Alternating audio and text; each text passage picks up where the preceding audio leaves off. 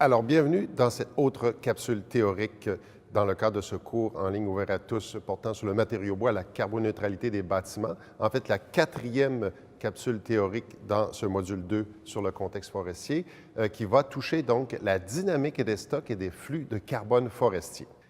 Donc, vous avez ici une somme d'informations considérable. Il n'est pas question ici d'aller voir du tout le détail, juste les généralités et à titre informatif. Donc, vous aurez disponible ces détails ici si vous voulez en savoir davantage. Évidemment, il y a un texte immense qui accompagne cette figure extrêmement synthétique fournie par le GIEC dans son groupe de travail 3. Donc, allez voir cette figure. Groupe de travail 1, excusez-moi, allez voir cette figure si vous voulez en savoir davantage. Mais sinon, l'essentiel qu'il est nécessaire de comprendre ici pour bien saisir cette dynamique de flux et de stockage de carbone dans les écosystèmes forestiers va se retrouver donc dans la portion texte surtout.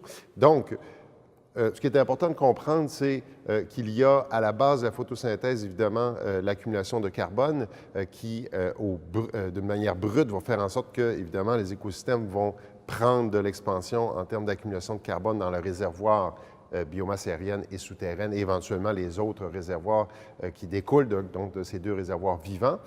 Cette photosynthèse brute, donc à l'échelle des écosystèmes, on va l'appeler la production primaire brute. Donc, ce n'est que l'assimilation de CO2 dans les écosystèmes. Ensuite, vous avez, d'une manière plus proche du bilan net de l'écosystème forestier, ce qu'on appelle la production primaire nette, c'est-à-dire duquel, photosynthèse brute, on retranche les émissions liées à la respiration, donc des arbres, d'une manière tout à fait naturelle, c'est-à-dire qu'évidemment, comme tout être vivant, il y a cette respiration qui est derrière la consommation du carbone essentiel donc au fonctionnement des cellules et à la croissance. Et donc, ça fait en sorte qu'on va obtenir un résultat qui est un petit peu moins élevé que la photosynthèse brute, donc avec un bilan qui est net. Donc, on va appeler ça la production primaire nette. Et c'est souvent ça qui est derrière ce qu'on appelle le taux de séquestration d'une forêt.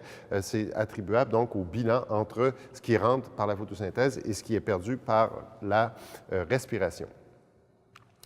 Si on regarde un peu plus près les flux qui touchent comme tel la forêt, donc là, ici, encore une fois, vous avez tout un bilan complet que le GIEC nous offre à travers cette figure pour voir ce qui se passe avec la forêt en échange avec l'atmosphère et qui inclut cette fois-ci des flux qui touchent la décomposition de la matière organique, donc la respiration faite par les microbes sur le sol, ainsi que les émissions relatives au feu. Donc, vous avez là le terme production écosystémique nette. Là, cette fois-ci, on a un bilan qui est vraiment beaucoup plus intégrateur de l'ensemble des phénomènes. Ça va comprendre donc, encore une fois, toute cette respiration de l'ensemble des organismes vivants, incluant les microbes et aussi les feux. Le résultat est que, si on regarde le réservoir en termes de carbone stocké, donc la boîte qui est disponible ici, qui donne l'état des lieux des stocks de carbone en 2010, considérant toute l'histoire de l'impact de l'humain sur ce réservoir-là. Donc, les chiffres rouges viennent changer les stocks initiaux à des hauteurs qui varient. Mais le stock global, si on regarde ce qu'il y a dans la biomasse ainsi que dans les sols, fait en sorte que, globalement, il y a environ 2 à 4 fois plus de carbone dans le réservoir forêt-sol que dans le réservoir atmosphère que vous pouvez voir sur la même figure, donc le carré bleu tout en haut.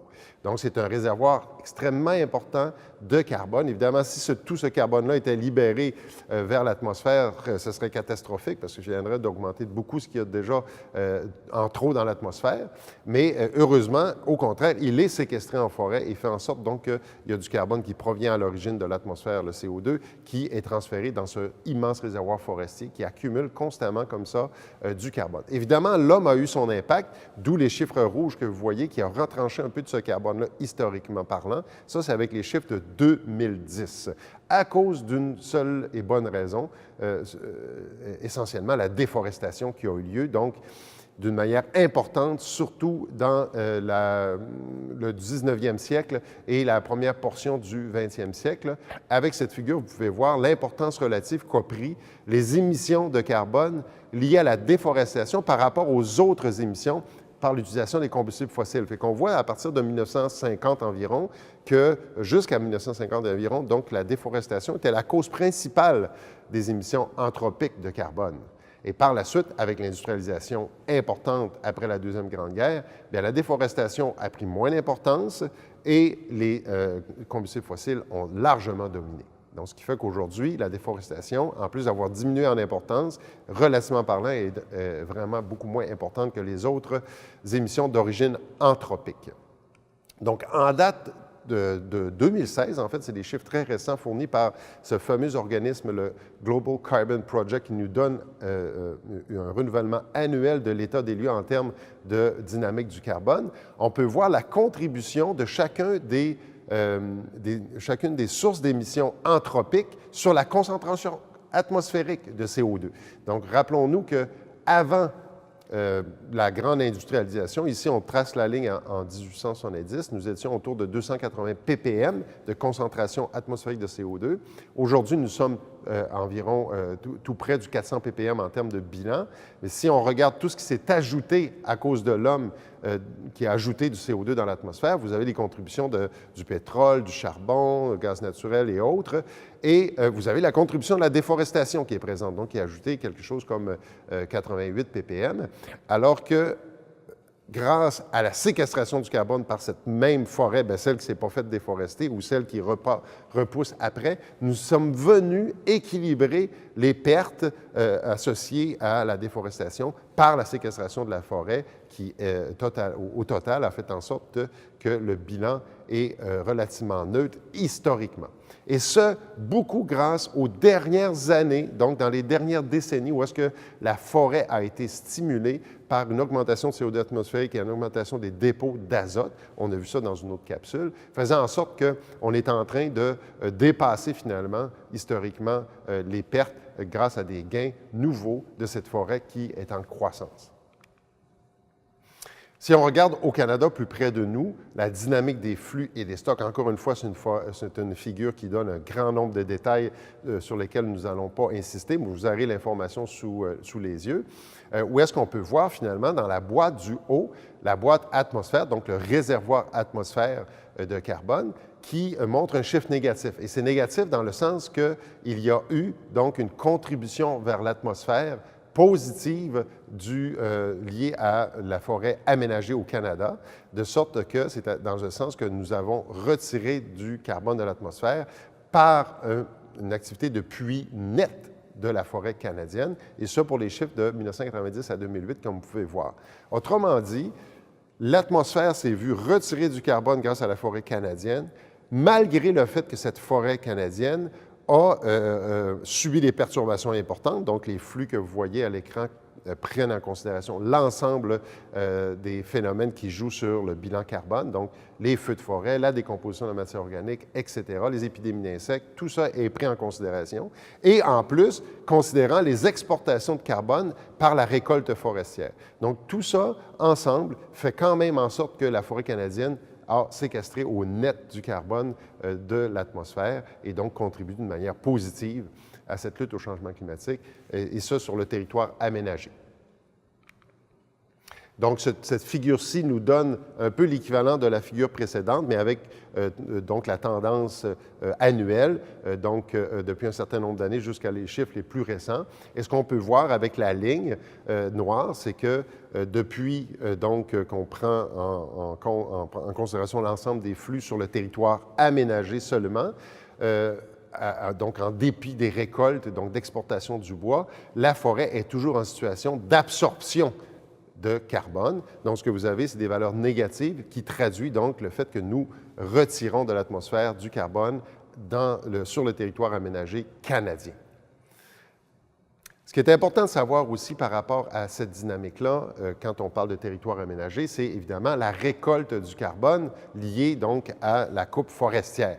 Et ça pour différents types de produits. Donc, je vous présente ce tableau ici parce que pour la figure suivante, ça va nous permettre de mieux la comprendre. Et ensuite aussi dans les autres capsules théoriques qui sont très importantes à propos de la contribution du secteur forestier à travers le matériau bois. Vous avez les demi-vies ici des différents produits récoltés, donc ce qu'on appelle les produits ligneux récoltés, tout ce qu'on récolte de la forêt pour les différents produits, incluant les papiers, incluant donc le bois de chauffe et aussi les autres produits qui servent à la construction.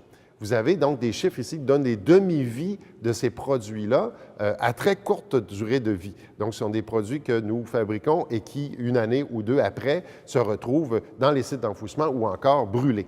Et ça contribue de manière importante aux émissions de l'ensemble des produits ligneux récoltés. Vous voyez, là, 3/4 environ de contribution annuelle, donc, de ces différents produits dans le bilan canadien des produits ligneux récoltés. Alors que si vous regardez les autres produits dans la portion haute du tableau, vous avez des durées de vie qui sont beaucoup plus longues, donc de plusieurs décennies dans certains types de produits. Et ceux-là, donc, contribuent beaucoup moins aux émissions liées à l'utilisation de ces produits, parce que ces produits se trouvent être séquestrés dans les bâtiments et être maintenus très longtemps pour la plupart de ces produits-là.